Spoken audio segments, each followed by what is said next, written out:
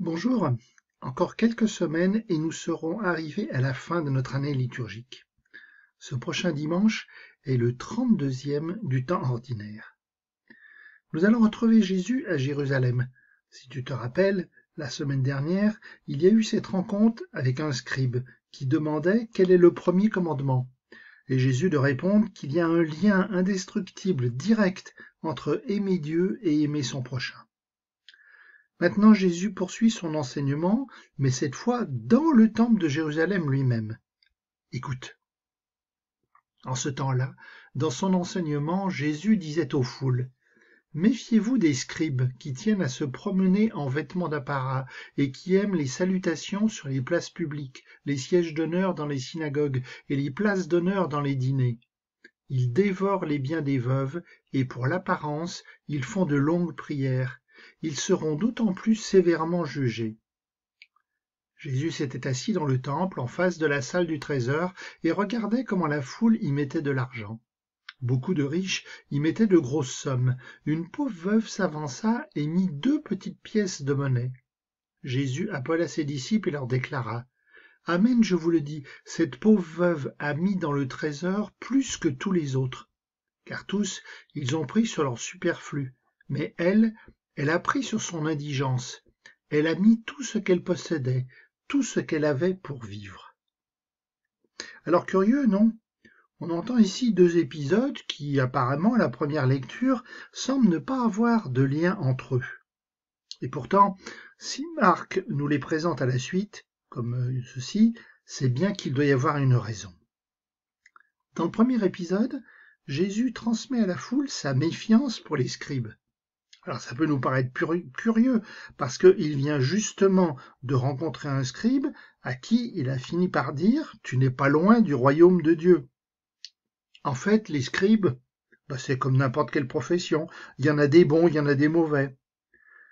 Mais si Jésus enseigne la méfiance, c'est parce que tout au long de l'évangile de Marc, les rencontres avec des scribes se sont généralement mal passées. Très vite, le groupe des scribes s'est montré comme opposant à Jésus, et il fait partie du complot qui veut tuer Jésus. Alors qu'est-ce que Jésus leur reproche à ces fameux scribes? Ici, c'est le paraître, c'est l'apparence. Se montrer le meilleur, avoir de riches habits, se mettre au premier rang à la synagogue. C'est-à-dire finalement ceux qui se présentent comme les meilleurs, les plus importants, mais qui peut-être n'ont rien dans le cœur. Et ça, c'est peut-être bien quelque chose qui risque de nous arriver. Est-ce qu'il ne m'arrive pas parfois de vouloir être le plus fort, à l'école ou au travail? Est-ce que je ne me cache pas derrière des habits de marque, les dernières baskets à la mode? Est-ce que je ne cherche pas à attirer l'attention sur moi lorsque je rentre dans une église, lorsque je vais à la messe? Tu vois, on a tous à réfléchir sur ces questions. Changement de milieu.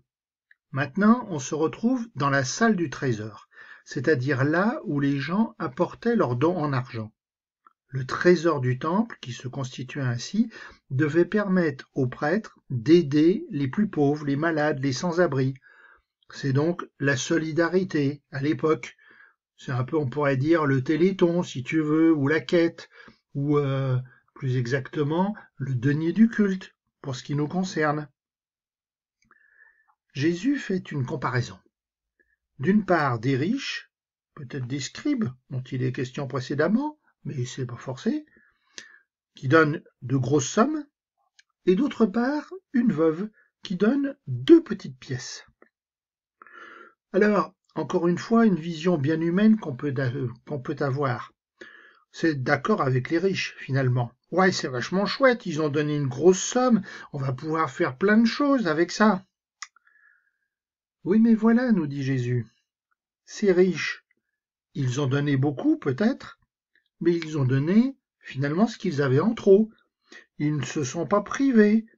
Grosse somme peut-être, mais ils ont encore beaucoup d'argent pour vivre, pour faire ce qu'ils ont à faire.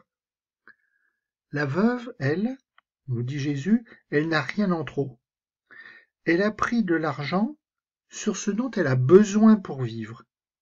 2 petites pièces qui peuvent nous paraître ridicules peut-être, mais n'empêche, Ces 2 petites pièces, elles sont plus importantes que les grosses sommes des riches, parce que, malgré sa pauvreté, cette veuve, elle donne quelque chose. Elle a donc le souci des autres, de ceux qui sont peut-être encore plus pauvres qu'elle. Le peu qu'elle a, elle le partage. Finalement, nous dit Jésus, elle se donne totalement pour les autres. Et c'est bien cela qui attire sur elle l'attention de Jésus, et donc la nôtre. Parce que nous n'oublions pas le contexte. On est à Jérusalem, au temple. Dans 2-3 jours, Jésus va être arrêté. Et lui aussi se donnera totalement pour les autres. Pour chacun de nous, il donne sa vie. Là aussi, il y a peut-être à réfléchir. Est-ce que dans ma vie, j'accepte de donner ce que j'ai pour les autres? Jésus. Te suivre, c'est te mettre à la première place. C'est me dépouiller des nombreuses choses que j'ai et qui étouffent mon cœur. Jésus. Aide-moi à me débarrasser de mon orgueil, d'être le meilleur et le plus fort. Aide-moi à me détacher de tout vouloir. Aide-moi à savoir partager, à être plus solidaire de ceux qui sont dans le besoin. Jésus, fais que je te fasse davantage confiance. Amen.